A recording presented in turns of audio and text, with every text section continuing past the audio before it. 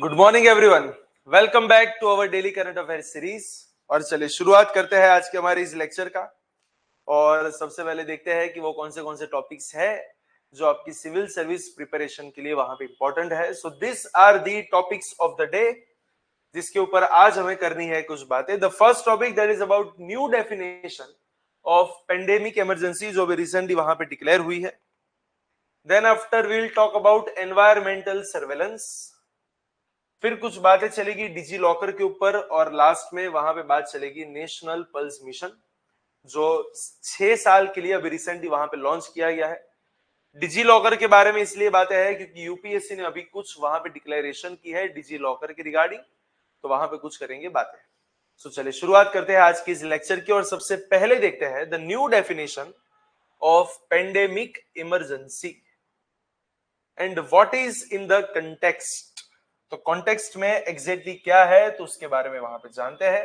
लेकिन लेक्चर को शुरू करने से पहले मैं एक चीज आपको बता दूं कि ये जो लेक्चर आपके सामने चल रहा है उसकी पीडीएफ हमारे टेलीग्राम ग्रुप की चैनल पे से आपको मिल जाएगी which is mention in the description box. So अभी तक अगर आपने ज्वाइन नहीं किया है तो आप उसको वहां पे ज्वाइन करें। You can download this PDF क्योंकि आप देख सकते हैं कि ये जो पीडीएफ है वो इंग्लिश और गुजराती दोनों मीडियम में अवेलेबल है। तो सारे के सारे एस्पिरेंट्स जो गुजराती मीडियम में भी प्रिपरेशन कर रहे हैं आप भी इसको वहां से जाके डाउनलोड कर सकते हैं। राइट, तो चलिए शुरुआत करते हैं द फर्स्ट। तो रिसेंटली अगर हम बात करें तो कॉन्टेक्स्ट में है क्या, the amended international health regulations that is IHR। International health regulation जो कि रिसेंटली अभी वहां पे अमेंडेड हुए थे उनको फाइनली वहां पे इंप्लीमेंटेशन में ला दिया है। It has entered into the force bringing in the new legal category which is known as pandemic emergency. तो रिसेंटली वहां पे जो इंटरनेशनल हेल्थ रेगुलेशंस के अंदर वहां पे जो अमेंडमेंट्स हुए हैं उसको भी फाइनली वहां पे इंप्लीमेंट करना हमने शुरू किया है। और उसके अंदर देखा जाए तो पेंडेमिक इमरजेंसी की एक नई डेफिनेशन वहां पे दिखाई दी गई है कि भैया कौन सी ऐसी सिचुएशन बन सकती है जिस सिचुएशन में आप पूरे वर्ल्ड के अंदर पेंडेमिक इमरजेंसी को डिक्लेयर कर सकते हैं। मतलब पेंडेमिक वाला वर्ड जो है वो पूरे वहां पे पूरे वर्ल्ड के अंदर ऐसी कौन से सिनारियोज बन जाते हैं जहां पे उसे पेंडेमिक बोला जाता है। तो उसकी डेफिनेशन एक यहाँ पे इन लोगों ने क्लियर की है। A pandemic emergency is a newly defined subcategory of international health regulation that applies to public health emergencies of international concern. Public health emergencies of international concerns, but with a heightened threshold that when a communicable disease, जब कोई ऐसा disease हो जो communicable है, इसका मतलब जो चेपी रोग है जो वहां पे कांटेक्ट में आने से जो वहां पे स्प्रेड हो सकता है, when a communicable disease has a broad geographic spread, अगर वो जियोग्राफिकली बहुत ही बड़े से एरिया में वहां पे स्प्रेड होता है, for example covid strains the health system of the world, causes major social and economical disruption and requires a rapid coordinated global action। जब ऐसी कोई चीज वहां पे आती है जो एक तो कम्युनिकेबल है, इसका मतलब जो वहां पे कांटेक्ट में आने से स्प्रेड हो रही है, जो बहुत ही बड़े जियोग्राफिकल एरिया में स्प्रेड हुई है, हेल्थ सिस्टम को वहां पे स्ट्रेन में डाल रही है, सोशल इकोनॉमिक डिसरप्शन हो रहा है और जहां पे रैपिड कोऑर्डिनेटेड एक ग्लोबल एक्शन की जरूरत है, तब जाके उसको पेंडेमिक इमरजेंसी बोला जाता है। 2024 के जो अमेंडमेंट और चेंजेस यहाँ पे आए वो सब क्या थे तो उसके बारे में पहले जानते हैं। This changes were adopted by a consensus at 77th World Health Assembly through a resolution जो इसको बोला जाता है WHA 77.17 जो जून 2024 में वहां पे आए थे। और रिसेंटली उनको वहां पे फाइनली हमने इंप्लीमेंटेशन मोड पे वहां पे डाल दिया है।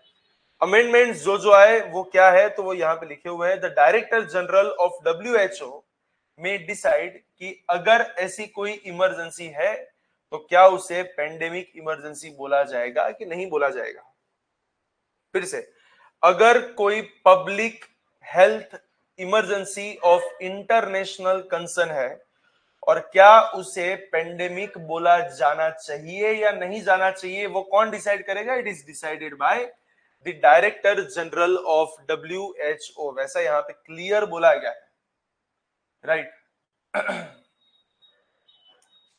और हर एक कंट्री के अंदर वहां पे नेशनल IHR अथॉरिटीज होगी, जिसका काम है कि भैया जितनी भी मिनिस्ट्रीज वगैरह है उनके साथ मिलके, उनके साथ कोऑर्डिनेट करके इन सबको वहां पे इंप्लीमेंट करवाया जाए। There is an introduction of a coordinating financial mechanism. एक फाइनेंशियल मैकेनिज्म यहाँ पे शुरू किया है to assist the developing nations in pandemic preparedness. जितने भी डेवलपिंग कंट्रीज है तो पेंडेमिक के टाइम पे उन्हें फाइनेंशियल असिस्टेंस देने के लिए एक स्पेशल फाइनेंशियल मैकेनिज्म वहां पे रेडी हुआ है। There is an establishment of a states parties committees to facilitate the implementation। एक states parties committee वहां पे रखी जाएगी जो पूरी दुनिया के अंदर उसके implementation वहां पे ध्यान रखेगी, जो नो डाउट वो नॉन प्यूनिटिव रहेगा, मतलब कोई पनिशमेंट वहां पे नहीं है।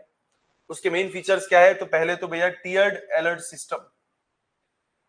Pandemic emergency is a higher tier beyond PHEIC, but built on top of it, the event must already meet this criteria। No doubt जब भी ये पेंडेमिक इमरजेंसी आती है तो वो PHEIC से थोड़ा सा ऊपर है, तो डेफिनेटली PHEIC के जो भी वहां पे क्राइटेरिया है वो तो यहाँ पे फुलफिल होंगे ही होंगे। ब्रॉडर ट्रिगर्स की जब बात आती है, it requires wide geographical spread, health system overload, वहां पे सोशियो इकोनॉमिक डिसरप्शन होना चाहिए और पूरी की पूरी सोसाइटी या फिर पूरी पूरी गवर्नमेंट के रिस्पॉन्स की वहां पे जरूरत होनी चाहिए। And it also emphasizes on fairness in the access to medical products, financing the support and collaborative global response। जैसे कि कोविड के टाइम पे हमने देखा था कि मेडिकल प्रोडक्ट्स जो थी वो बहुत ज्यादा महंगी हो गई थी, तो इस बात को यहाँ पे इंश्योर किया जाएगा कि जो भी मेडिकल प्रोडक्ट्स है वो लोगों को वहां पे अफोर्डेबल रेट पे मिलनी चाहिए, और उसके लिए अगर जरूरत पड़ती है तो वहां पे फाइनेंसिंग मैकेनिज्म भी वहां पे होना चाहिए, और एक पूरा कोलैबोरेटिव ग्लोबल रिस्पॉन्स वहां पे होना चाहिए अगेंस्ट दैट पेंडेमिक, ताकि जो डेवलपिंग कंट्रीज है वो इससे बहुत ज्यादा वहां पे सफर ना करे।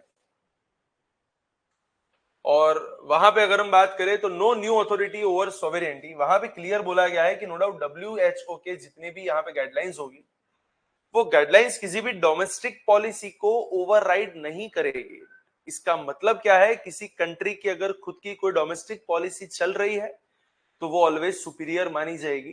There is no authority with WHO to override the sovereignty of a country.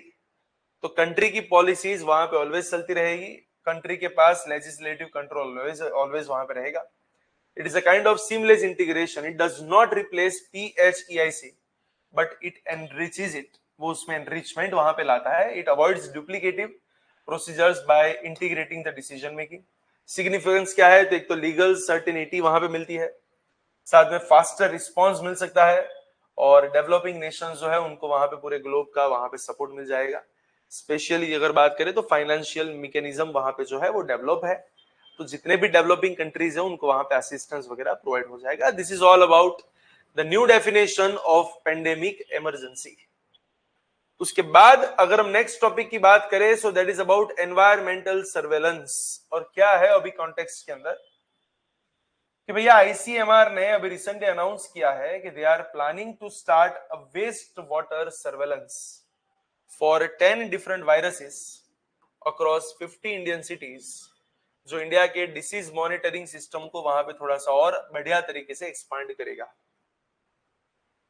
So Indian council of medical research ने वहां पे अनाउंस किया है कि वो वेस्ट वाटर के सर्वेलेंस को वहां पे शुरू करने वाले हैं इंडिया के 50 अलग अलग सिटीज के अंदर, ताकि हमारी जो डिसीज मॉनिटरिंग सिस्टम है उसको वहां पे थोड़ा सा और एक्सपांड किया जा सके। 10 अलग अलग टाइप के वायरस को वहां पे सर्वेलेंस के अंदर अगर हम रखेंगे, और अगर फ्यूचर में मान के चलो उनमें से कुछ भी एक्टिव हुआ तो आपको एटलीस्ट वहां पे पता होगा, तो आप किसी भी डिसीज के सामने वहां पे आसानी से फाइट बैक कर सकते हैं। सो एग्जैक्टली क्या होता है environmental surveillance? It is the monitoring of pathogens like virus, bacteria, parasites in environmental samples, जहां पे सीवेज वगैरह हो गया, वेस्ट वाटर हो गया, सॉइल हो गया, एयर हो गई, तो उसके अंदर जितने भी ऐसे पैथोजेंस वहां पे जो होते हैं तो उन सबको वहां पे सर्वेलेंस में डाला जाता है, उन सबके ऊपर मॉनिटरिंग होती है। It supplements the traditional clinical case detection bye identifying the hidden and asymptomatic infections in the communities. Normally जो ट्रेडिशनल आइडिया होता है कि भैया जिसके अंदर बार बार पर्टिकुलरली किसी कम्युनिटी के अंदर वहां पे टेस्टिंग वगैरह करके उसके बाद कुछ डिसीजन लिया जाता है, तो उसको ये थोड़ा सा सप्लीमेंट करेगा, क्योंकि यहाँ पे देखा जाए तो वेस्ट वाटर, सॉइल, एयर वगैरह को वहां पे बार बार सर्वेलेंस में डालने की बातें हैं। किस तरीके से काम करता है, तो सबसे पहले तो ये सैंपल्स को करेगा कलेक्ट। सैंपल्स कहां से कलेक्ट होंगे? From sewage plants, hospitals, airports, public space, और देखा जाए तो it will definitely ensure the wide coverage of community health indicators. अलग अलग जगह से पहले तो सैंपल लिए जाएंगे, उन सैंपल को वहां पे टेस्ट किया जाएगा। इन टेस्ट की मदद से हम आइडेंटिफाई करेंगे कि उसके अंदर कौन से वायरस है, बैक्टीरिया थे और पैरासाइट्स वगैरह थे। On the basis of that, we will use genome sequencing.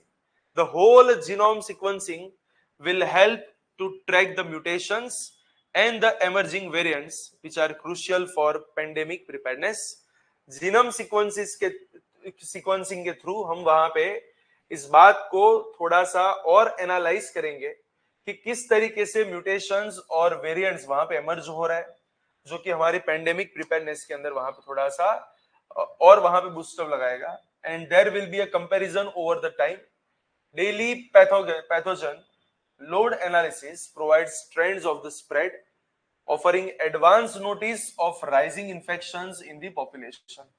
Daily ये जो एनालिसिस वहां पे चलेगा वो आपको धीरे धीरे बताएगा कि किस तरीके से ये वायरस वगैरह स्प्रेड होता जा रहा है, एंड अगर उसके खिलाफ अगर आपको उसकी फाइट बैक करनी है, उसके खिलाफ अगर आपको प्रिपेयर होना है, तो उसके लिए भी ये वाली चीज आपको वहां पे हेल्प करेगी। फीचर्स क्या है? Non invasive, it monitors the entire communities without testing individuals, ensuring the privacy and broad inclusivity। ये किसी भी इंडिविजुअल के साथ कांटेक्ट नहीं करने की बात है, डायरेक्ट सीवेज प्लांट वगैरह में से सैंपल्स उठाने की बात है। It is definitely cost effective because single waste water test reflects the thousands of people's health status. एक वेस्ट वाटर को अगर आप टेस्ट करते हो तो वो हजारों लोगों को एक साथ उनके हेल्थ स्टेटस के बारे में बताता है। तो आपको सबको वहां पे जाके टेस्ट करने की कोई जरूरत नहीं है। तो एक लो कॉस्ट एंड एक स्केलेबल प्रोजेक्ट यहाँ पे इसको माना जाता है। So that's why it is also important. Plus ये टाइम सेंसिटिव भी अपने बोल सकते हैं। It detects the infection surges 7 to 10 days before the clinical cases rises. क्योंकि नॉर्मली क्लिनिकल केस वगैरह इसका मतलब क्या होता है कि अगर किसी को अपने बॉडी के अंदर सिम्टम्स मिलते हैं, उसके बाद वो क्लिनिक्स में जाते हैं, फिर टेस्ट करवाते हैं, उसके बाद वो सब डिक्लेयर होता है। So that is a traditional practice. लेकिन उससे बेटर क्या है कि आप वेस्ट वाटर को अगर कंटिन्यूअसली आप वहां पे टेस्ट करते रहोगे तो आपको एडवांस में पता चलेगा कि ऐसा कुछ डिसीज स्प्रेड होने के चांसेस है। तो एक टाइम सेंसिटिव भी है, आपको 7 से 10 दिन पहले आपको पता चल सकता है। और आगे भी बात हुई कि स्केलेबिलिटी इसकी बहुत बढ़िया सी है। कोलेरा से लेके पोलियो से लेके कोविड-19 तक के हर एक डिसीज को आप वहां पे आसानी से सर्वेलेंस में डाल सकते हैं। So it is a technology enabled, that is artificial intelligence, machine learning, ऐसे टूल्स वहां पे यूज किए जाते हैं। साथ में स्मार्ट सेंसर्स वगैरह का वहां पे यूज होता है ताकि सर्वेलेंस और बढ़िया तरीके से वहां पे हो सके। So that is all about this recent environmental surveillance. उसकी सिग्निफिकेंस क्या रहेगी? तो मोस्ट इंपॉर्टेंट भी अर्ली वार्निंग सिस्टम आपको वहां पे डेवलप होगी। पहले से पता चलेगा कि ऐसा कुछ होने वाला है, और अगर आपको पहले से पता है तो पब्लिक हेल्थ प्लानिंग जो है वहां पे और बेटर हो सकती है। और आगे बढ़ने से पहले मैं आपको एक चीज बता दूं, नेक्स्ट टॉपिक पे जाने से पहले, that PD Gurukul, that is the best institute in Gujarat for civil service preparation, नई बैचेस को वहां पे लॉन्च करने के लिए जा रही है दिस दिवाली। और अभी रिसेंटली वहां पे दिवाली ऑफर्स ओपन है हमारी तीनों ब्रांच के ऊपर, that is Ahmedabad, Gandhinagar and Vadodara. तीनों ब्रांच पे दिवाली के बाद नई बैचेस की होंगी शुरुआत, mostly from the month of November. तो अभी तक अगर आपने एनरोलमेंट नहीं करवाया है तो नीचे डिस्क्रिप्शन बॉक्स के अंदर आपको एक फॉर्म मिलेगा, you can fill up that form, because as of now there are 3 free demo sessions and also a scheme of up to 50% scholarship. आपको अप टू 50% स्कॉलरशिप वहां पे मिल सकती है। तो अभी तक अगर आपने एनरोलमेंट नहीं करवाया है तो एटलीस्ट वहां पे आज ही इस फॉर्म को वहां पे भरे, जो कि मेंशन है हमारे डिस्क्रिप्शन बॉक्स के अंदर। जैसे आप फॉर्म को वहां पे भरेंगे, हमारे जो कोऑर्डिनेट्स है वो आपको वहां पे कांटेक्ट करेंगे। You will get all the information on the calls. You can also visit the physical branch, or you can also contact on this number to get the further information. You will get all the information regarding civil services examination कि कौन से level पे यहाँ पे preparation होती है, कैसी direction आपको प्रोवाइड की जाती है, कितने टाइम के अंदर आपका सिलेबस वहां पे कंप्लीट हो सकता है, प्रीलिम्स की प्रिपरेशन कैसे करवाते हैं, मेंस वगैरह कैसे होती है. सो एक perfect guidance to crack the most competitive exam in India, we can say in Asia at least. पूरे एशिया के अंदर देखा जाए तो बहुत ही बढ़िया सी एग्जाम जिसको बोलते हैं civil service examination of India. तो उसको क्रैक करवाने के लिए आपको हम यहां से करेंगे हेल्प. तो उसके लिए आज ही वो फॉर्म को वहां पे फिलअप करें या फिर उस नंबर के ऊपर आप वहां पे कांटेक्ट करें. और ध्यान रखना तीनों ब्रांचेस पे नई बैच वहां पे शुरू होने वाली है, अहमदाबाद, गांधीनगर एंड वडोदरा. तो आप कहीं पे भी कांटेक्ट कर सकते हैं. You will also get online courses as well. तो अगर आप कहीं पे दूर है, आप शायद कांटेक्ट में वहां पे फिजिकली ना आ सके, तो आप ऑनलाइन कोर्सेज को भी वहां पे एक्सेस कर सकते हैं. You will get the exact environment as the offline. Right, चलिए नेक्स्ट टॉपिक के ऊपर आगे बढ़ते हैं. That is about DigiLocker. अब क्या है यहाँ पे डिजी लॉकर की बात है. तो देखिए रिसेंटली यूपीएससी ने कुछ अनाउंस किया है. UPSC, that is Union Public service Commission, has announced that it will verify candidates caste, income and disability के सर्टिफिकेट्स थ्रू डिजी लॉकर. वो कैंडिडेट के ये सारे के सारे सर्टिफिकेट डिजी लॉकर के थ्रू वहां पे वेरीफाई करेगी टू प्रिवेंट फॉर्ज्ड सबमिशंस, ताकि कोई जाली सबमिशन वहां पे ना हो, कोई फेक सबमिशंस वहां पे ना हो. और as a part of its centenary celebration, because UPSC जो पब्लिक सर्विस कमीशन है उसकी शुरुआत हुई थी मॉन्टेग्यू चेम्सफोर्ड एक्ट 1919 के अंडर में इन द ईयर 1926. 1926 में पहली बार इंडिया में पब्लिक सर्विस कमीशन बना था to conduct the civil service examination in India. और अभी देखा जाए तो उसको लगभग 100 साल नेक्स्ट ईयर वहां पे कंप्लीट होने वाला है. तो ये जो सेंटेनरी सेलिब्रेशन है उसको सेलिब्रेट करने के लिए यूपीएससी ने एक नई चीज को लॉन्च किया है, माय यूपीएससी इंटरव्यू पोर्टल, जहां पे वो लोग किसकी बात करेंगे, तो जितने भी सर्विंग और रिटायर्ड ऑफिसर्स है उनके एनेक्डोट के बारे में आपको वहां पे बताया जाएगा. एनेक्डोट का मतलब क्या होता है? एनेक्डोट का मतलब होता है कि उनकी शॉर्ट स्टोरीज, कि भैया उनका इंटरव्यू का एक्सपीरियंस कैसे रहा, उनकी सिविल सर्विस की लाइफ कैसी रही. तो जितने भी एस्पिरेंट्स हैं उनको एक प्रॉपर गाइडेंस वहां पे मिल सके, उसके लिए माय इंटरव्यू, यूपीएससी इंटरव्यू करके एक पोर्टल वहां पे डेवलप करने की बातें हैं.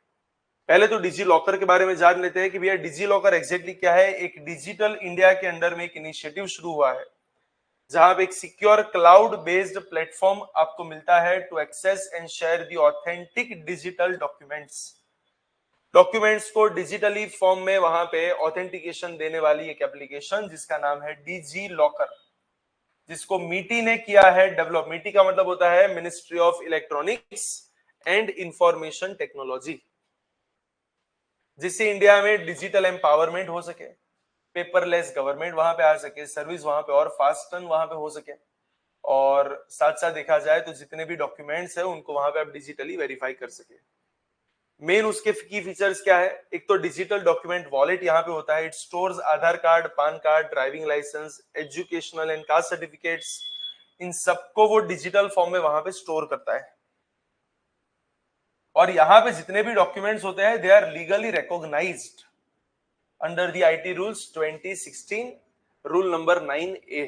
तो इन सारे के सारे डॉक्यूमेंट्स को एज एन ओरिजिनल डॉक्यूमेंट ही वहां पे ट्रीट किया जाता है और सिटीजन सेंट्रिक बोल सकते हैं. It provides access to the documents any time anywhere with users consent for sharing.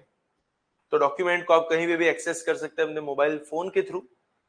Efficiency वहां पे बहुत बढ़िया सी है because it enables real time verification directly from the issuing authorities, cutting the delays and reducing the frauds. और एक paperless governance बोल सकते हैं क्योंकि लोग अपने मोबाइल में से डिजिटली उसको एक्सेस कर सकते हैं. So it lowers the administrative overheads and promote the sustainable, eco-friendly record keeping. तो एक सस्टेनेबल, एक इको फ्रेंडली वहां पे रिकॉर्ड जो है उसको आप मेंटेन कर सकते हैं. और रिसेंटली अगर जो वहां पे एप्लीकेशन आई, जो एक पोर्टल आया है माय यूपीएससी पोर्टल, तो उस पोर्टल के बारे में बात करेंगे. तो एक नया इनिशिएटिव है जो यूपीएससी के सेंटेनरी ईयर्स का सेलिब्रेशन वहां पे बता रहा है, जहां पे सर्विंग और रिटायर्ड सिविल सर्वेंट जो है वो अपने इंटरव्यू के एक्सपीरियंस को वहां पे शेयर करेंगे. So it is a kind of repository of real life stories for the aspirants, जो उनकी ट्रांसपेरेंसी को वहां पे और एनहांस करेगा, जो रिक्रूटमेंट की ट्रांसपेरेंसी बता रहा है. It will also preserve the institutional memory of the civil servants. The selected entries will be published in 2026, क्योंकि 2026 ही वो वाला साल है जहां पे 100 साल कंप्लीट होने वाले हैं. सो वहां पे ये वाली चीज जो है वो फाइनली होगी publish. So that is all about my UPSC interview portal. और आज के लास्ट टॉपिक के ऊपर आगे बढ़ते हैं, जहां पे हम बात करेंगे नेशनल पल्सेस मिशन के बारे में, जो रिसेंटली वहां पे यूनियन कैबिनेट ने किया है अप्रूव. चलिए इसके बारे में जान लेते हैं कि एग्जैक्टली यहां पे है क्या.